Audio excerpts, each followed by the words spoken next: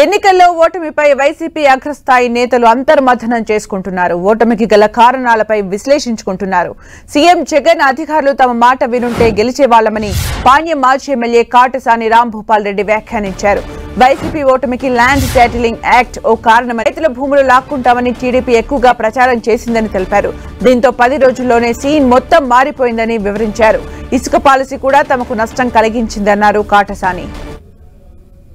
మా ముఖ్యమంత్రి మా మాటని, అధికారులు మా మాట వినింటే మాత్రం మేము ల్యాండ్ టైటిల్ యాక్ట్ మన కొంప ముంచుతాది. మేము ఆ రోజు కూడా చెప్పాం, గడప గడపలో తిరిగేటప్పుడు ప్రతి ఒక్కరు కూడా మమ్మల్ని అడుగుతున్నారు, మీరు దీన్ని మొత్తం ల్యాండ్ టైటిల్ యాక్ట్ని ఇప్పుడు వద్దు, దాన్ని ఇప్పుడు ఎలక్షన్ అయిపోయిన వరకు దాని గురించి ఆలోచన చేయొద్దంటే మాత్రం ఎవ్వరు కూడా దాన్ని మా వాళ్ళు సమ్మతించడానికి చూసినారు. కానీ తెలుగుదేశం వాళ్ళు పని కట్టుకొని నామినేషన్ వేసిన విత్రాయిల వరకు కూడా పాణ్యం నియోజకవర్గంలో రాంభూపాల్ రెడ్డి గెలిచాడనేది.